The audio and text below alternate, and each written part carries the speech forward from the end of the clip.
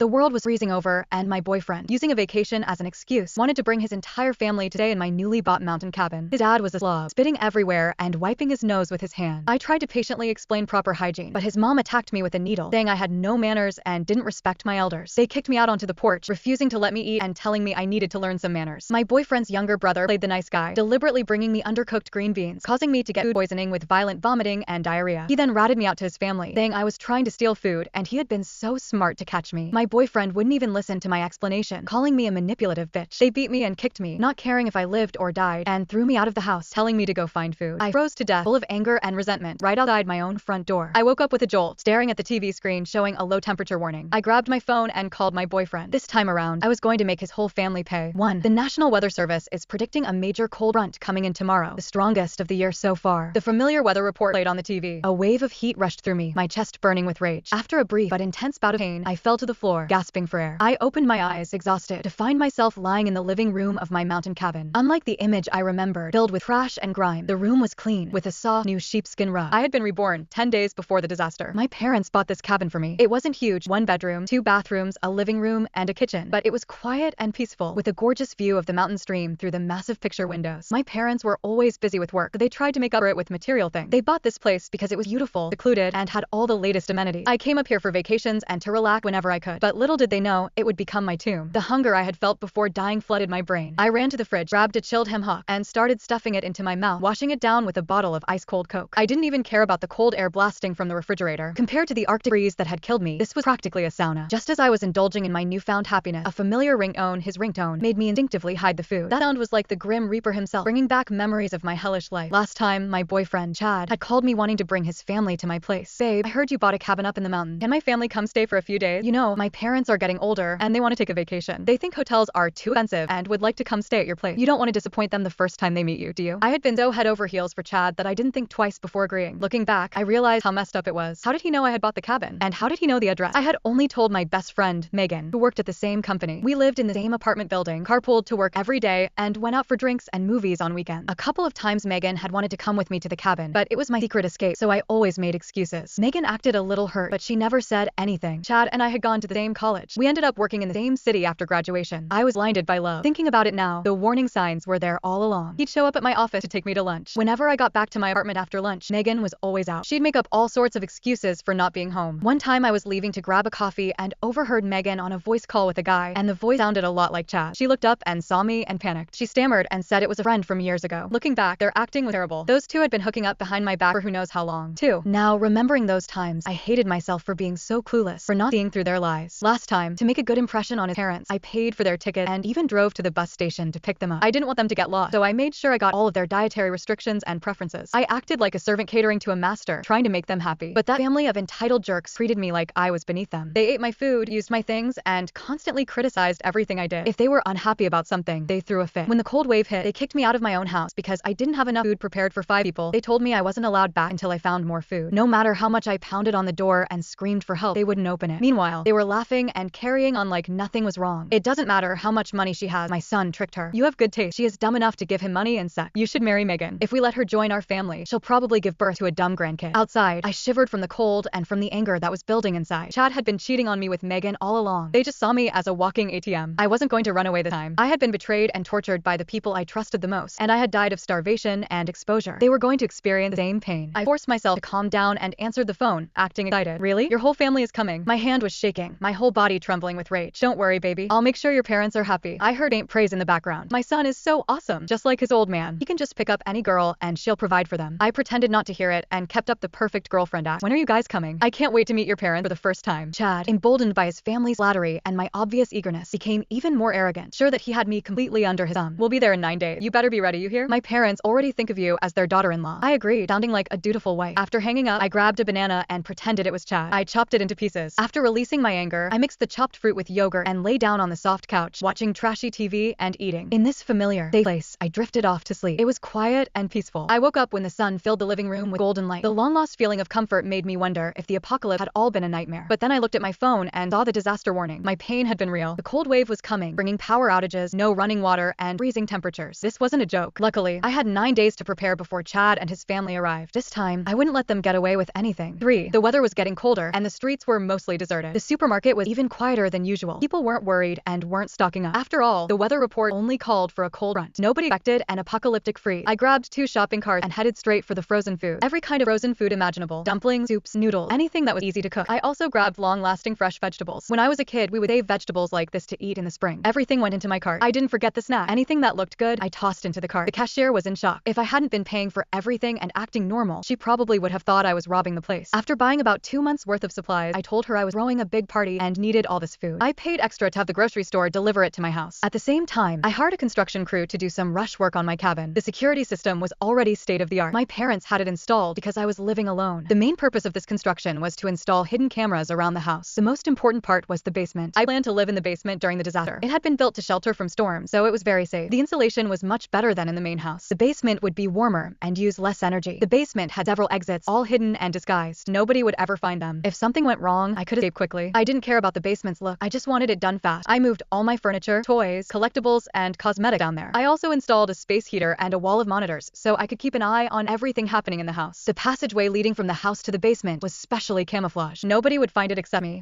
9 days later, Chad and his family were supposed to arrive at the cabin. I lay back on the lounge chair in the garden, soaking up the sun. It would be a while before I saw it again. My phone rang. "Where the hell are you?" I made my voice sound confused and frantic. "What's wrong, baby? Why aren't you here yet?" I swirled the wine in my glass and lounged in the chair. "Where's your house? The address you gave us is in the middle of nowhere. Are you messing with me, Megan?" I bit back a laugh. "Aren't you on Peachtree Lane? That's where my house is." Chad was livid. "Are you crazy? You wrote Pine Tree Lane, which is half a mountain away from Peachtree Lane." I heard a chorus of angry voices on the other end of the phone. "What kind of idiot did you pick up? She can't even get the directions right." "Chad, when you get there, smack her a few times to teach her a lesson." I ignored the angry accusations and pretended to be sorry. "Oh no, you need to turn around and come back. It's going to get dark soon and you'll have to spend the night on the mountain." I hung up, leaving them stranded in the middle of nowhere. Knowing they had to hike for hours in the cold and damp mountains to find a ride made my dinner taste extra delicious. It was pitch black and I thought they were going to be stuck in the mountains all night. Then the caretaker called. On the road to my cabin, I had built a small, temporary cabin and hired a caretaker to register all visitors. I paid an actor who doubled as a bodyguard. I expected this family to be a handful. When I got there, they were covered in frost, their noses bright red, shivering and stomping their feet. I couldn't stop the corners of my mouth from turning up. I almost burst out laughing. I lowered my head and put on a look of concern and regret, running to meet them to cover my glee. After composing myself, I looked at them with a face full of guilt. "Aunt, uncle, I was waiting for you all day. Why didn't you call me when you got here?" Chad saw me and came at me, his face red with anger. "You stupid woman. How could you write down the wrong address? We've been hiking forever." I froze my ass off. The bodyguard had been waiting for them. He grabbed Chad's arm and squeezed it hard. Chad screamed. "Who do you think you are, putting your hands on my boss?" The bodyguard was huge, 6'5" and 250 pounds. He had a deep voice and a menacing presence. "If my boss loses a hair on her head, you and your family are done for in this godforsaken place." The bodyguard stepped back and stood in front of me, staring Chad down. Chad rubbed his aching wrist, swallowed hard, and took a step back. I hid behind the bodyguard, looking up. "I didn't mean to do it. I'm not good with directions. I missed you so much. I kept heating up dinner, waiting for you and your parents to arrive." Chad knew he couldn't lay a hand on me. There was dinner waiting. He grudgingly accepted my apology. "It's a good thing you know what's good for you. Take us to eat. We've been starving." I forced a smile and led them to the cabin. Because it was a family meal, I had the bodyguard take a break in the guardhouse. They hadn't eaten all day, and I didn't want to waste the special meal I had prepared.